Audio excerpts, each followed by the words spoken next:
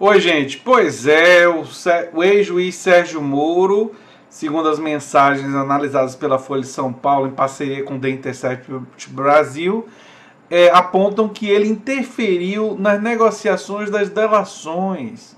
Esse mecanismo de delação premiada aqui no Brasil, que teve um impacto muito grande sobre o encaminhamento das investigações e que, ao que parece, Moro teve uma interferência decisiva e era consultado, o que é completamente ilegal.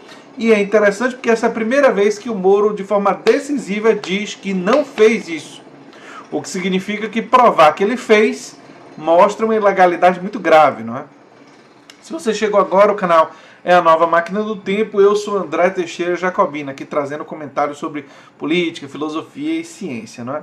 Então vamos à reportagem do Ricardo Baltazar da Folha e da Paula Bianchi do The Intercept Brasil, né?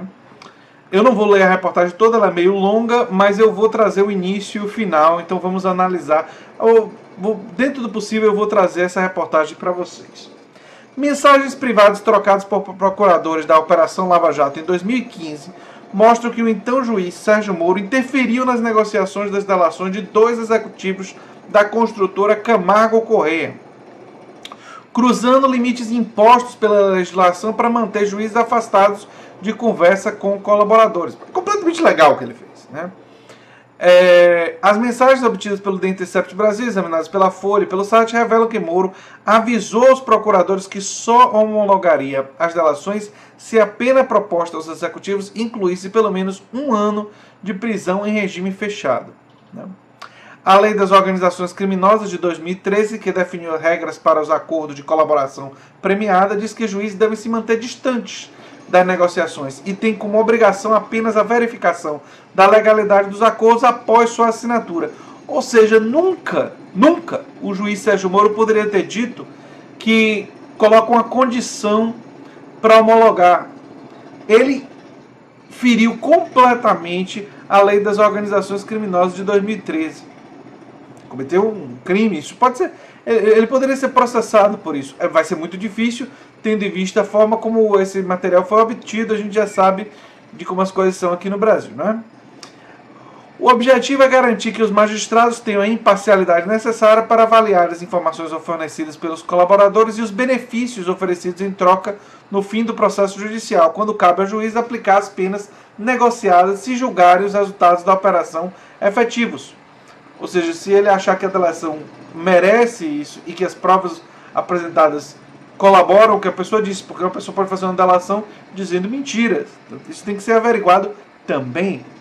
As mensagens obtidas pelo The Intercept mostram que Moro desprezou esses limites ao impor condições para aceitar as delações num estágio prematuro, em que seus advogados ainda estavam na mesa negociando com a Procuradoria. Os diálogos revelam também que a interferência do juiz causou incômodo entre os integrantes da Força Tarefa à frente do caso em Curitiba, que nessa época divergiam sobre a melhor maneira de usar as delações para dar impulso às investigações. No dia 23 de fevereiro de 2015, o procurador Deltan Dallagnol, chefe da Força Tarefa, escreveu a Carlos Fernando dos Santos Lima, que conduzia as negociações com a Camargo Corrêa, e sugeriu que aproveitasse uma reunião com Moro para consultá-lo sobre as penas a serem propostas aos delatores. O Deltan, mais uma vez, propondo uma coisa completamente antiética e contra a nossa lei. Enfim, aí olha só o que ele disse. A título de sugestão, seria bom sondar Moro quanto aos patamares estabelecidos, disse Deltan. As mensagens indicam que o procurador temia, além da reação do juiz, os danos que a Lava Jato sofreria se os benefícios concedidos aos executivos fossem vistos pela opinião pública como excessivos.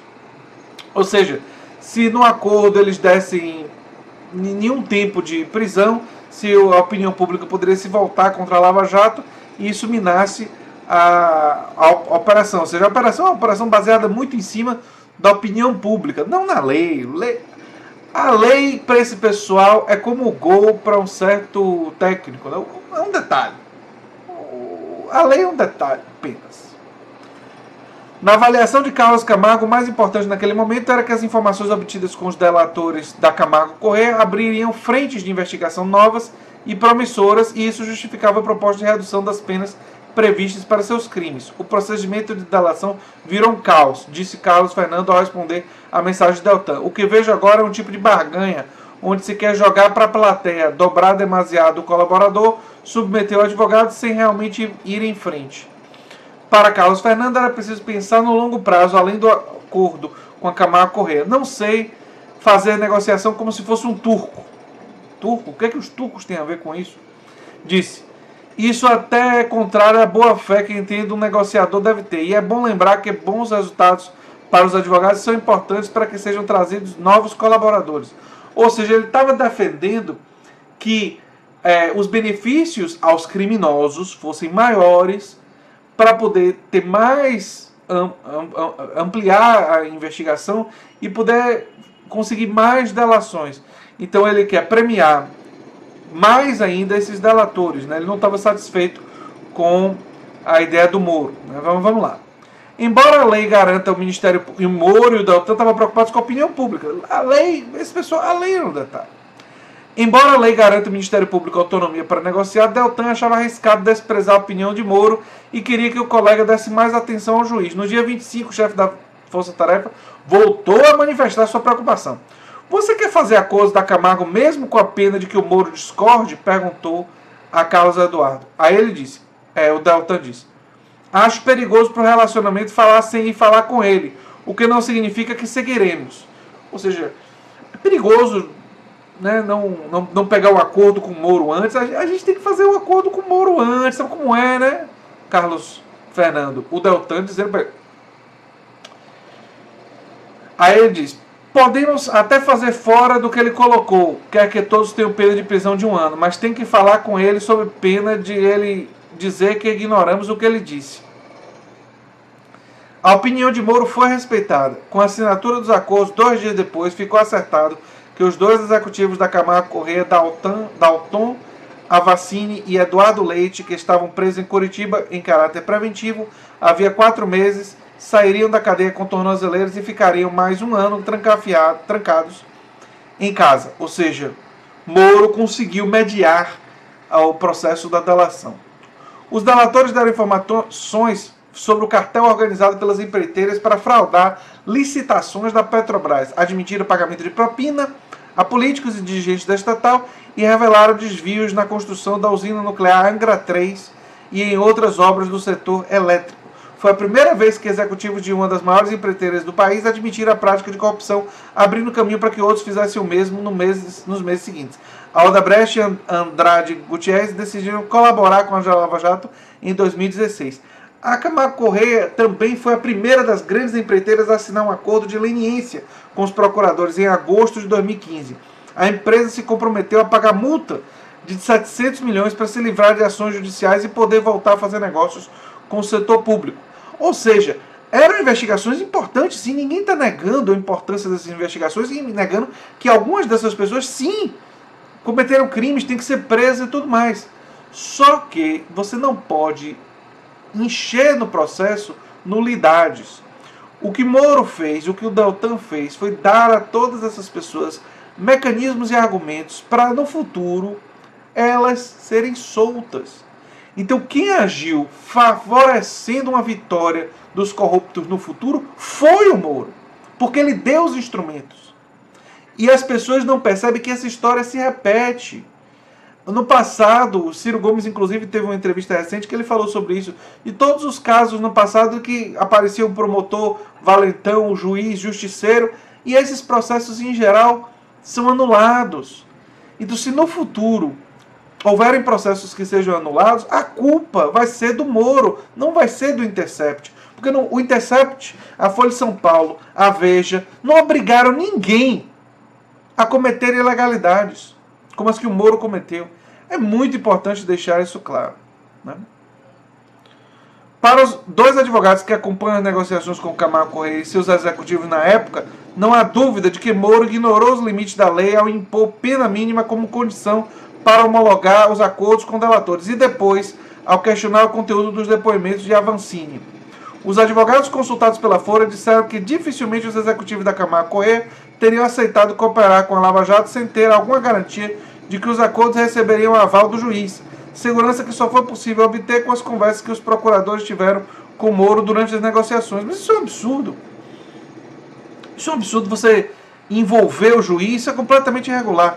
Em julho de 2015, Moro condenou Avancini e Leite pelos crimes de corrupção ativa e lavagem de dinheiro, num processo que tratava da corrupção da Petrobras. Na sentença, reconheceu a relevância das informações fornecidas pelos delatores e aplicou as penas acertadas pelo Ministério Público com eles.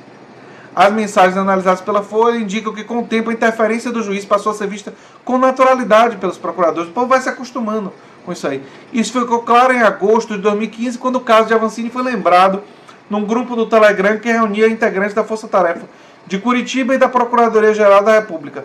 Moro tem reclamado bastante, mas no final sempre concorda com a nossa proposta, escreveu o procurador Paulo Roberto Galvão, de Curitiba, ao responder a um colega que perguntou sobre casos em que o juiz teria rejeitado acordo de delação por considerar fracas as provas apresentadas.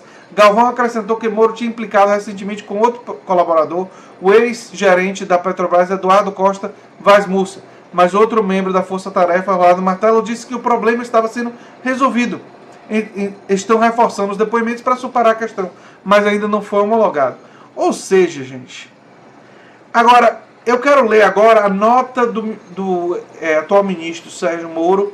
E olha só que coisa importante. O ministro da Justiça afirmou que não participou da negociação de nenhum acordo de colaboração premiada na época em que foi juiz responsável pelos processos da Operação Lava Jato no Paraná, de 2014 a 2018. Enquanto juiz, não houve participação na negociação de qualquer acordo de colaboração. Diz nota enviada à assessoria para comentar as mensagens obtidas pelo Intercept. Ou seja, ele está afirmando, pela primeira vez que eu tenho conhecimento, que as mensagens são falsas. Agora você vai se dar mal. Agora é bom guardar isso aqui. Tem que guardar isso aqui. Por quê? Porque ele está afirmando que as mensagens são falsas, mas essas mensagens já foram verificadas como verdadeiras por vários órgãos de imprensa especialistas, e muita gente confirmou a autenticidade de várias partes das mensagens. Mara Gabrilli, Faustão, o procurador que deu entrevista ao Correio Brasiliense, a quantidade de confirmações, o próprio Moro pediu desculpa ao MBL, mas ele não poderia reconhecer ou sugerir que isso daqui era verdade. Entenderam a gravidade?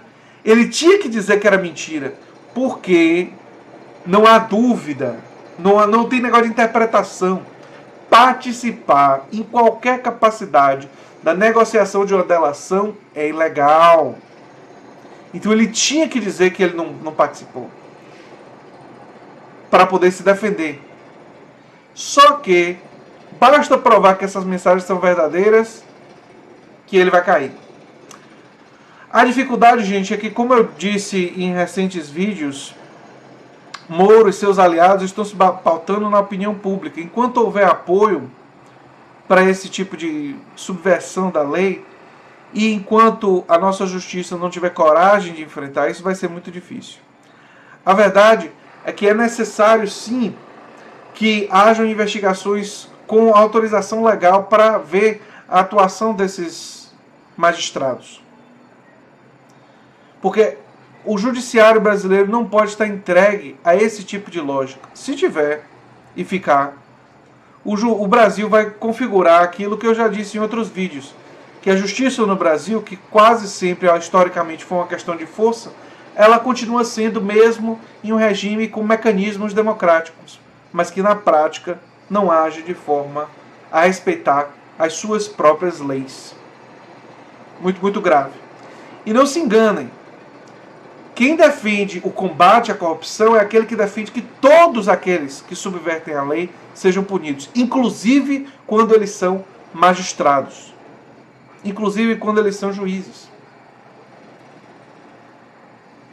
Quem defende a lei apenas para os seus inimigos políticos não defende combate à corrupção, defende uma luta política enviesada. E que isso fique claro. Se você gosta do que eu faço aqui no canal, se inscreva no canal, dê um like, compartilhe, se inscreva nas nossas outras redes sociais. Vai ter um link no início dos comentários para vocês, inclusive, se tornarem apoiadores do canal. Um abração e até o próximo vídeo. Tchau, tchau.